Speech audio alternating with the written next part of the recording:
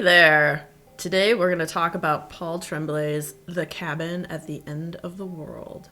And this book is going to be made into a movie coming in February of 2023 that's going to be made by M. Night Shyamalan. This book is about this family. They go on a vacation and they're in this cabin that is way out there in the forest, away from everything, you know, no cell phone signal, nothing really works there.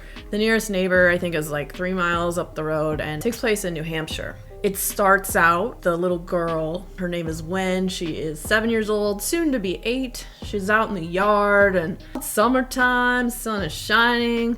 She is catching grasshoppers. She's got her little notepad and she's gonna, write down her observations, and she wants to catch a bunch of them, and she's gonna put them in the jar she has that she filled with like grass and moss and stuff. And don't worry, the lid has holes poked in it and all that good stuff. So she's out there playing when this mysterious and very tall stranger starts walking up the road. At first she's a little leery and she's like, oh, should I go tell my dads? Her dads, they're out back, just, getting some sun, reading a book, Eric and Andrew. So this man comes up and approaches her, and he smiles, and he's super friendly, and his name is Leonard, and he's wearing like jeans and this button-up shirt. He strikes up a conversation with her and starts talking to her, and they play, and he catches grasshoppers, and they're having a really good time, and she kind of thinks he's okay because her dads have told her, don't talk to strangers, all that stuff that parents instill in you, but she got like good vibes from him at first, so she was like, But then these people start coming down the road and they are dressed similar to Leonard. They're all wearing different colored shirts, but they are like a similar style. What are they, Mormons? I don't know. We don't know. You have to read the book to find out. But they're carrying these weird they look like weapons. Are they weapons? Who knows? Maybe. And Wen is like, okay, I have to go. What? This is not good.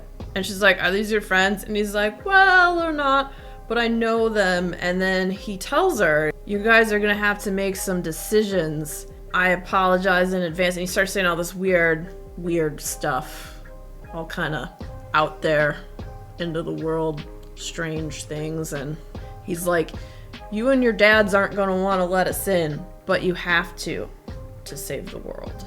So that isn't creepy at all. No. So she runs, and she runs and finds her dads, and she's like, we have to go inside. There's these people with what looks like weapons coming down the road. I don't know what's happening. They all get inside and they shut the doors, and the dads are kind of like, what's going on? Calm down, honey. Tell us, what's happening. And so she explains, and then there's a knock on the door. These people, they want to come in. Now, the dads, they're starting to freak out, and they're like, are these people who are coming to hurt us because, we're gay, or what's going on? And they don't want to let them in, and these people have these weird weapons. They're weapons. They're these weird homemade freaking creepy weapons that they have.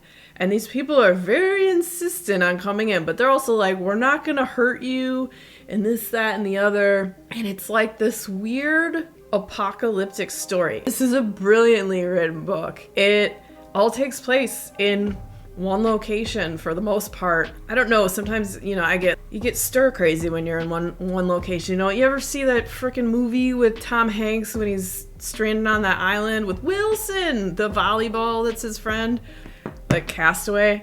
That movie, I was like, oh, just being in that one spot for the whole time, like I get antsy.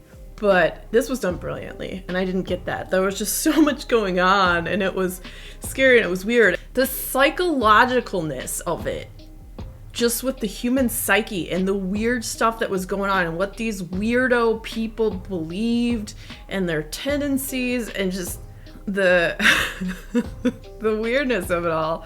There's some twisted logic that these people really had, and they didn't explain themselves too well with why they wanted to come in. It's like, just spit it out. Say why you actually want to come in. Yeah, you're crazy murderer people. I don't know. This is my first Paul Tremblay book. I also just picked up the Paul Blart Mall Cop. No, that's not what I picked up. The Pallbearers, Paul Tremblay's latest, and so I'm really looking forward to reading that. I give this book 5 stars. The story was great. The anxiety that just builds as all this stuff's happening. The characters were good. It was very intense. The way it ended, oh man.